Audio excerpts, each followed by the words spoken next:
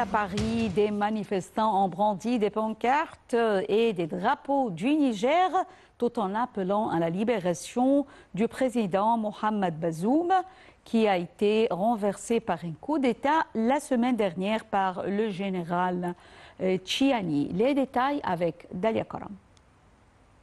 Le ministre égyptien des Affaires étrangères Sameh Shoukry s'est rendu dimanche au Tchad pour une réunion visant à résoudre le conflit au Soudan. La première réunion du mécanisme ministériel formé lors du sommet des pays voisins du Soudan le 13 juillet aura lieu à N'Djamena du 6 au 7 août. Un communiqué du ministère tchadien des Affaires étrangères a déclaré que l'objectif principal de la réunion de 2 jours est de proposer des stratégies pour faire face à la crise actuelle au Soudan qui a vu des milliers de personnes tuées et des millions de personnes déplacées. En outre, la réunion attirera également l'attention des partenaires sur la crise humanitaire urgente et demandera des réponses immédiates pour atténuer la situation. Les ministres visent à élaborer des propositions pratiques qui permettent aux chefs d'État et de gouvernement des pays voisins du Soudan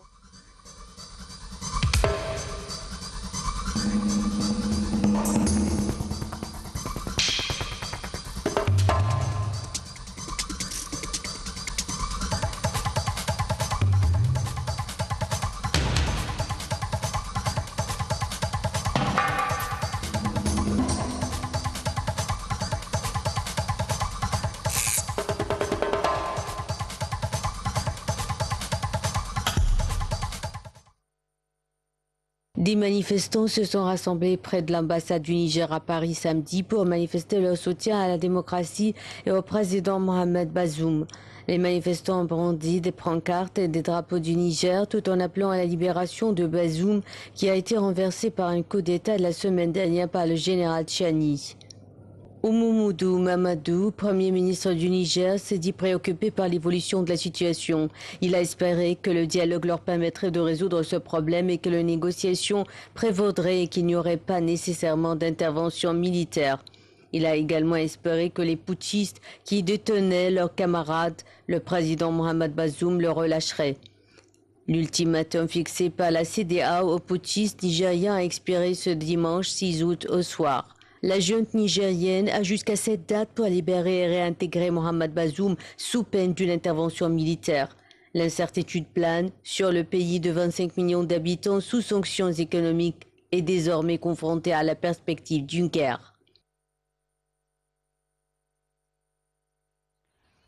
Le ministre des Affaires étrangères Sameh Shoukry assiste à la réunion ministérielle du mécanisme conjoint issu du sommet des pays limitrophes du Soudan. Il s'agit d'un plan d'action régional visant à multiplier les efforts pour résoudre le conflit au cours depuis 4 mois au Soudan, avec de fortes répercussions sur l'économie et la sécurité du pays voisin.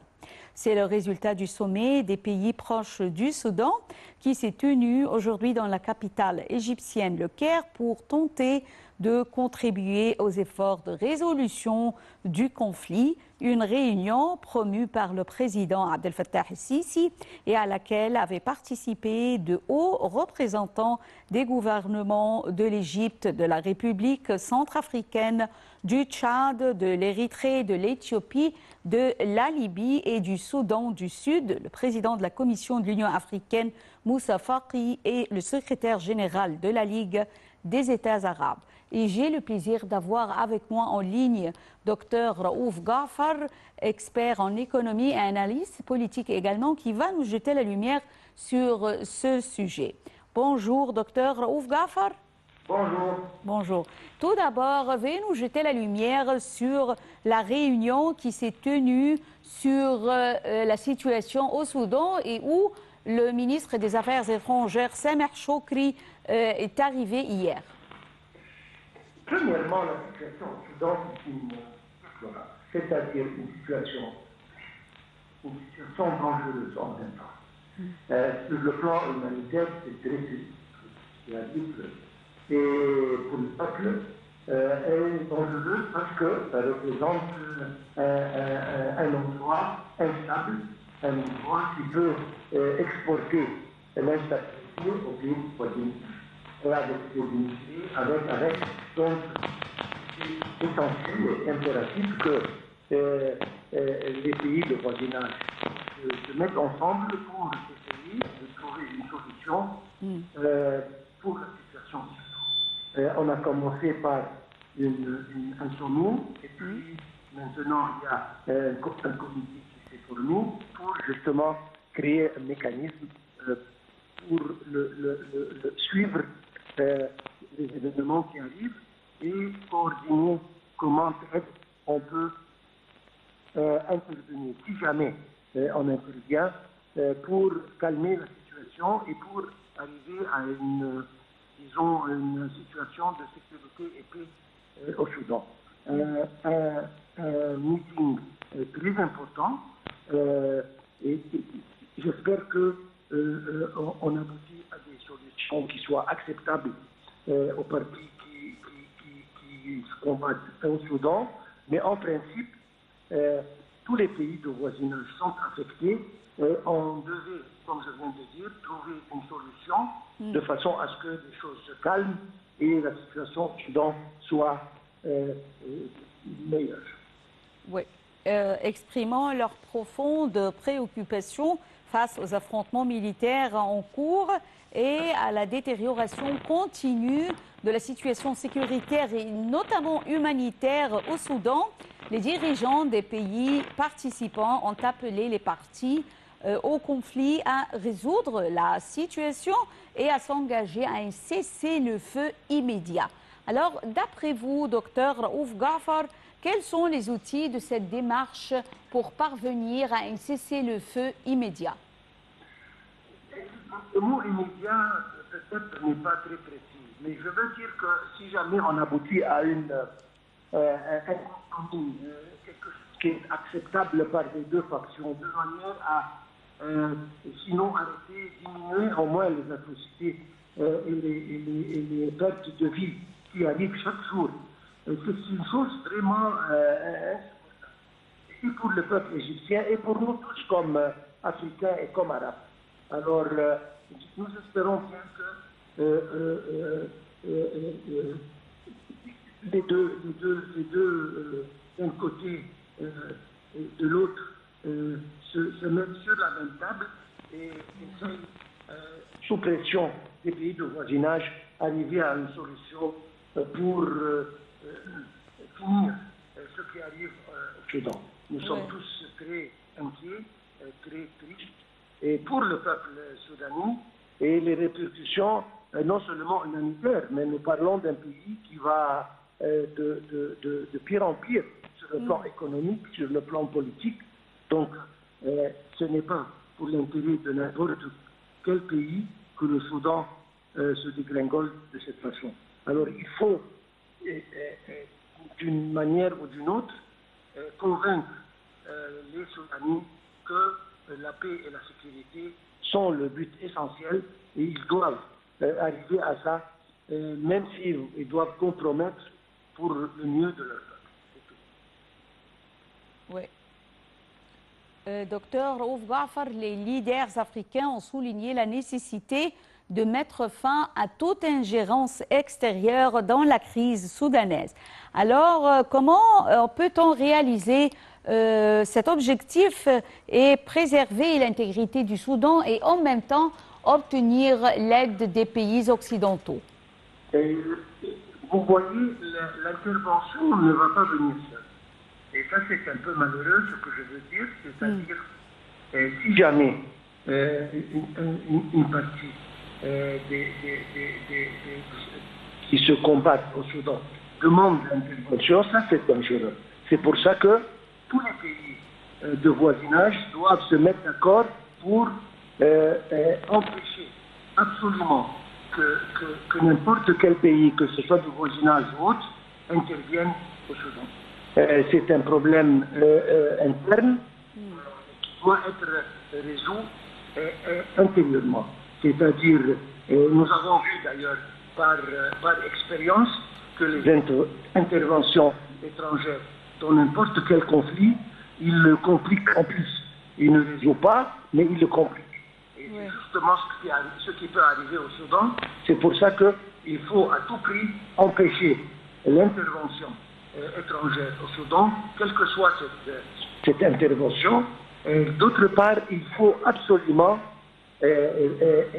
s'asseoir avec les partis qui sont en conflit pour mettre devant eux toutes les répercussions qui peuvent vraiment endommager le Soudan pour qu'ils aboutissent à une résolution, une solution pour le mieux du Soudan, d'une façon ou d'une autre, impératif.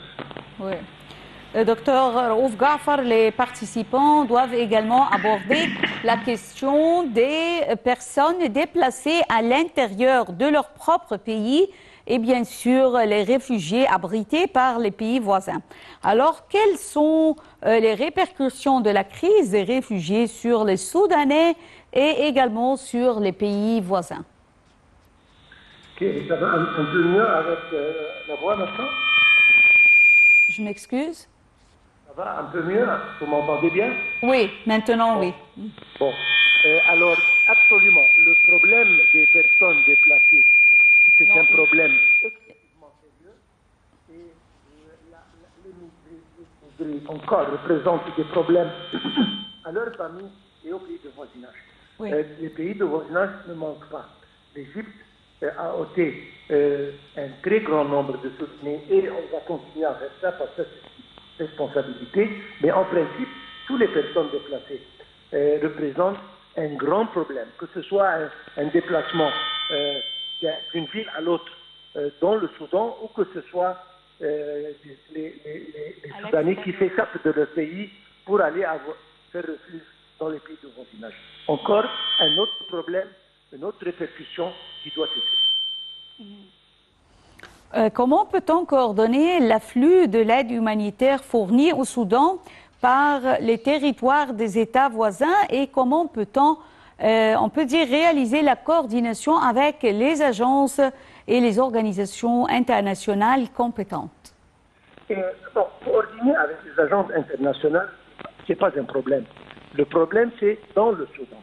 Il y a des factions dans le Soudan qui empêchent l'arrivée des aides humanitaires au peuple soudanais. Ça, c'est un grand problème. Encore une fois, tout ça aboutit à rester avec ces factions, les convaincre que ce qu'ils font n'est pas pour le bien de leur peuple. Ils doivent absolument, intérieurement, aboutir à une conclusion, à un compromis pour le bien de leur pays.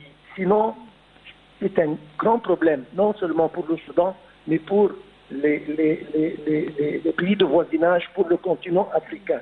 Une zone de conflit représente toujours instabilité et ça donne la possibilité de fanatisme, de terrorisme, etc. Et on ne manque pas. Donc, absolument, c'est une chose essentielle et le passage d'aide humanitaire doit prendre lieu d'une façon ou d'une autre parce qu'il y a des gens qui vraiment souffrent de ce qui arrive et ils n'ont pas de quoi manger même.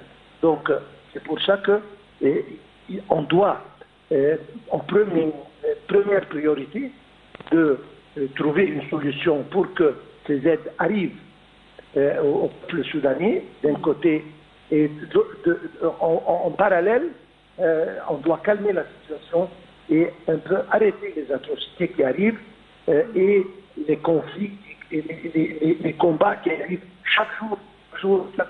On ne peut pas continuer. J'espère bien que cette réunion soit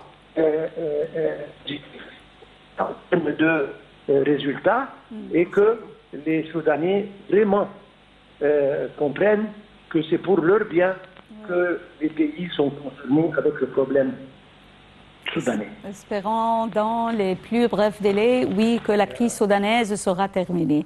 Je tiens à vous remercier infiniment, Dr Raouf Ghafar, analyste politique, pour ces explications concernant la crise au Soudan et la réunion qui a eu lieu au Tchad et où le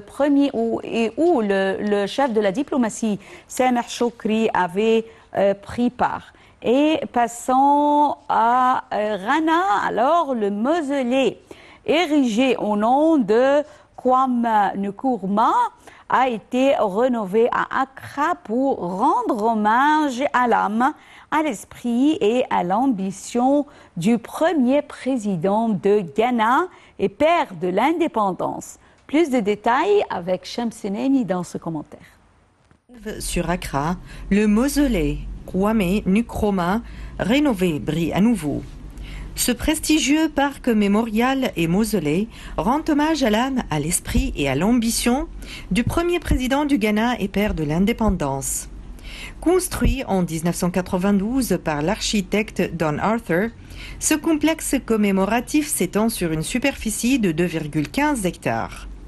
Son architecture ressemble à une épée inversée, le symbole de paix dans la culture Akan. Ce mausolée est un flambeau de tranquillité au cœur de la ville animée d'Accra. Le bâtiment abrite la dépouille de Nkrumah et de même que celle de son épouse Fatia. Nous avons une galerie audiovisuelle, un espace où vous entrez et écoutez certaines des allocutions de Kwame Nkrumah, des discours qu'il a prononcés à différentes occasions, ainsi que sur les murs de la galerie, certaines des citations qu'il a faites à différentes occasions, explique Edward, directeur intérimaire du parc mémorial. Les visiteurs peuvent en quelques heures de visite toucher du doigt l'héritage politique et culturel de celui qui rêvait d'une Afrique unie. Les secrets de sa vie, son ambition pour un Ghana indépendant ont été rénovés, certaines pièces ont même fait leur apparition pour la première fois. L'histoire de ce révolutionnaire et visionnaire a été couronnée de réussite après avoir mené l'ancienne Gold Coast à l'indépendance en 1957.